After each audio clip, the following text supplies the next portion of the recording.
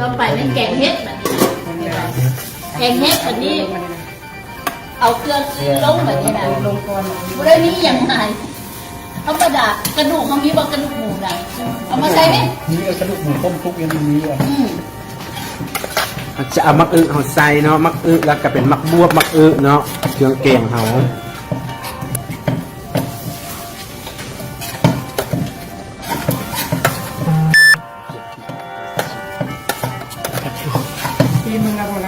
นี่เขาก็จะมาเบิ่งหน้าตาร้านเนาะจะนอนเจ้าที่เป็นมือเห็ดแล้วชื่อแล้วบอกวิธีเห็ดนะเอา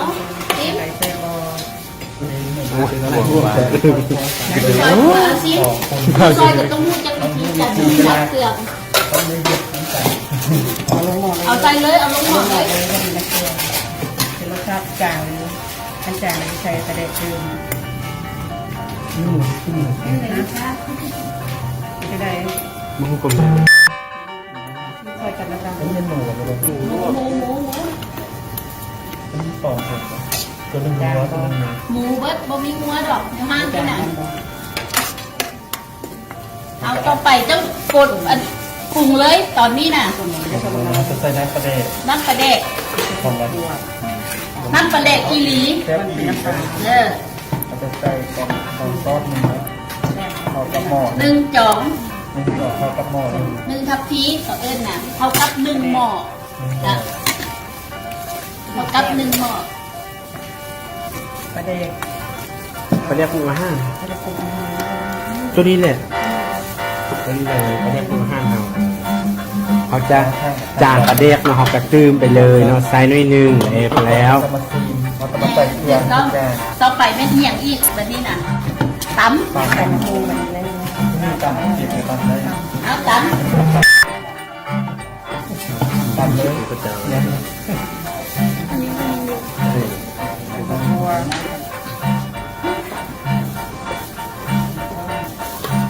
กำลังห่อเกลี่ยเรียบร้อยเลยดีความเบื่อที่จะเบื่อจะเล่นเอาละถ้วยเลยถ้วยนี้ใส่น้ำเอาน้ำดื่มมาหน่อยเอาน้ำดื่มมาน้ำเลยเอาเดี๋ยวน้ำจับมันดึงนะจับมันดึงมันสอบแก้ลาบคนนี้ก้อนขึ้นคุณได้มายิ้มกระสีคุณได้มาตุกกับหัวเ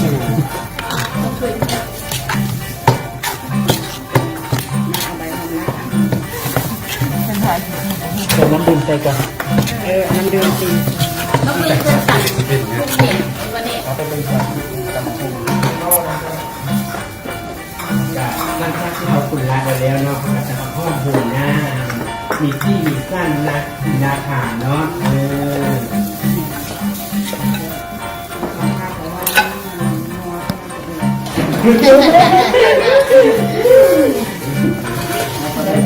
ได้ให้พวกเจ้ามาเพิ่มย่อมเหตุผลจากเจ้าเห็นว่าผลิตภัณฑ์ที่พวกเจ้ากำลังขายนะบ่แม่นเฮาเว้ากันแต่ปากแต่เฮาเป็นเจ้าของผลิตภัณฑ์เขาต้องรู้เรื่องนั้นเข้าใจป่ะต้องนึ่งบวกเป็นอาหารเป็นแบบใดจากที่ล่ะเข้าใจป่ะ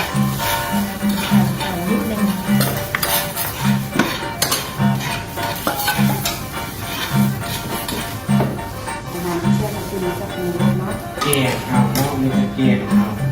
เกงเห็ดเกงเอาเกงเห็ดชิมแบบนี้น่ะชิมก่อนแล้วบ่พอก็เติมน้ำปลาแดกน่ะน้ำมันข้นก่อนมันก็เลยว่าที่ไปคือเห็ดน้ำซุปเนาะแล้วจะหม้อแห้งเขาบอกว่าหิวก่อนย้อนวิดีโอไม่ได้ตัดต่อเอาสดๆนี่แหละ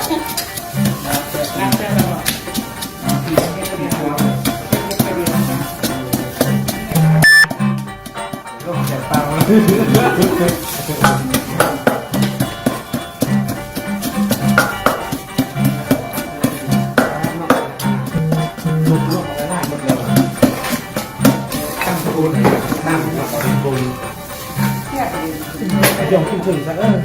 ด้แล้วบอกยองฮัลโหลเป็นยังดอกอันนี้ออกมันไม่ว่าตั้งข้างใน ให้เลือกว่า เขาก็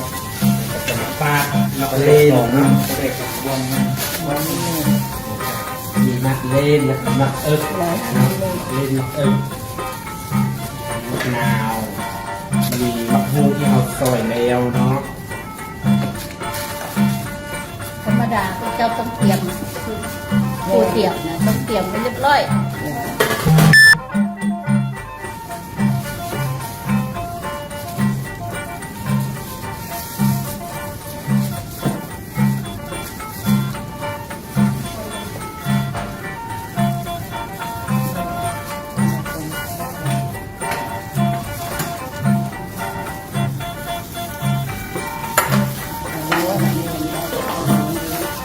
มันจะกดดัน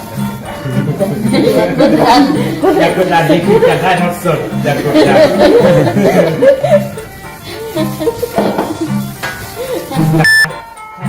บางคนนายจะก็เลยเราเป็นคนกดดันเป็นเก่งๆครับ โอ้พวกเจ้าย่านไปนี่วะย่านแล้วบ่ได้กงหูเลย เขาจะบอกอะไรเขาคือย้ายหมอนหนาว ย่านหัวหน้าแล้วบ่ได้กงหูได้สิบอกให้ มันจะมีมะกรูดในนี้เนาะ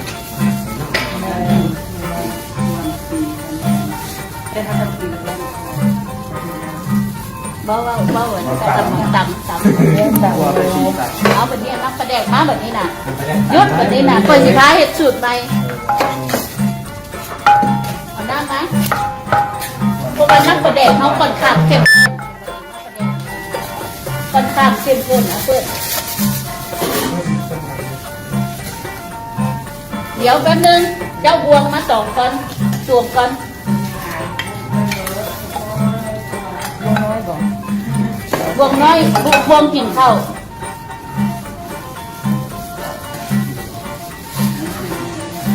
ตั้งใจเขาเฮ็ดเขาผักดีพักสกูแต่ว่าเนาะพักสกูแล้วก็สมาเฮ็ดแต่ว่าพวกน่าจะมาเน็ต โอ้เป็นจะแซ่บเป็นแก่งนะ เป็นยังงานสูตรครอบครัวเอง มึ เนาะ งไม่แก่งนะแล้วเลยได้หน่อย โอ้หน้าตาเก่งของเฮาเนาะนะห เช น้า ฟ ตา เด็ เก่ ด งเนาะ แซ่บ มัน ปะ จะหน้าตาแซ่บแบบยาวบวนบ่เหมือนย่างเราสินะครับมีซี่มีสั้นเม็ดปลา เขาใส่ในก่อน เรื่องแล้วก็มีเคี่ยวย่างกับเรื่องยอนมักนิดเนาะเคี่ยวยอนผักเขาเนาะ วันนี้เอาน้ำมาขอยุบเอาน้ำนี่2 บวง มากมายเฮาใส่เนาะ ลูกโดดเดี๋ยวลงมาลูกโดดคอยลงมา เผ็ดพอลงเนี่ย เอาคลิปลงมา มีส่วนมะเขือ2 บวง นะเอาที่ไม่ได้แล้วนะ เอาแบบนี้ถกใส่แบบนี้นะท 54เวทีอันนี้เป็นโครงการเรานะโครงการเราสี่ ของการทดลอง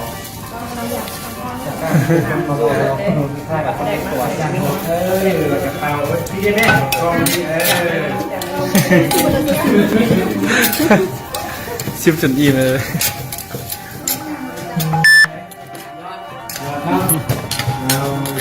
ำก็ดีบ่จะเห็นบ่เมื่อกี้นี่ใส่ตั้งแต่จ่องเดียวเท่านั้นเห็นหรอแค่นี้เดียวเท่านั้นเป็นแก่ได้เลยเพราะฉะนั้นทุกอย่างที่เขาเล่าก็คือความจริงเจ้าใส่อันนี้หลายคนก็เป็นยังใส่ระบบมังนาว โดด กินได้เลยยัง ได้แล้ว เป็นหลายมันเกิดซ้ำก็ให้จิ้มหมดเลย กินเลย แต่เอาไม่ถูกมั้ย จะมาแบบนี้เลยเนาะหน้าตาต่ำเนาะกันบักฮงกันพยาปอกคือ ผมจำครับใครอะ หน้า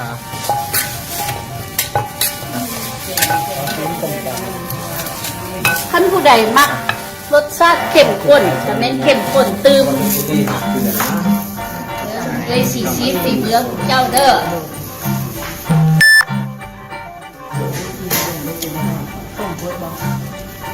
สำหรับเล่พอดีแล้ว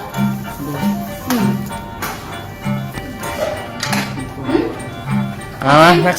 ซิม2 คนนะ ท่านผู้ใดมัก เรียบร้อยแล้ว มักอันนั้นก็เติมน้ำปลาแดกเติม มันเป็นกระดูก เอาเติมใช้ตอนนั้นละท่านพวกเจ้าหมักเข็มสำหรับเล่เป็นได้จาง อันนี้พอดีนี่พอดีแล้วบอกแสดงว่าแม่ครัวกินเค็มหน่อยนะ แต่นี่แค่ที่สองเนาะ เอาโอเคคือว่าเป็นชิ้นดีๆเนี่ยมาเป็นแม่แล้วนี่ไม่บอกแกงเห็ดเขาแล้วนี่อัน ตั้งที่กำลังงามเนาะ น้ำปลาแดกขวดเดียวเท่านั้น เป็นอาหารพวกนี้ ให้หัวหน้าซีฟนะไม่กลัวนี่นะมันไปเฮ็ดแล้วให้มันเป็นเรื่องนี้ จะมาที่บ้านนี้จะ ติดใจแง่ๆเลยแอบดี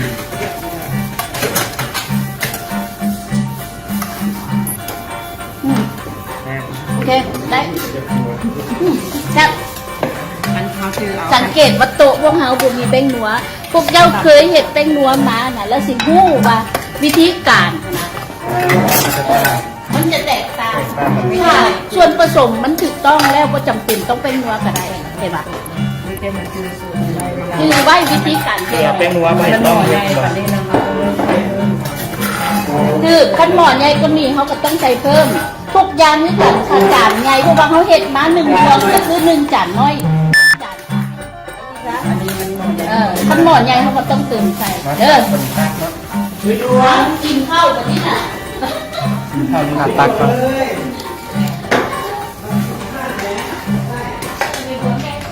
เป็นหม้อเป็นเทปชื่อแล้วบอกวิธีการ เท่าไหร่นะ ถ้าจะชื่อนะ ไม่พี่เลยป่ะเราเปิด นี่เลยลูก เพื่อภาพเป็นหน้าโต๊ะเรา หืม เป็นเลยตัวนี้เหรอวะ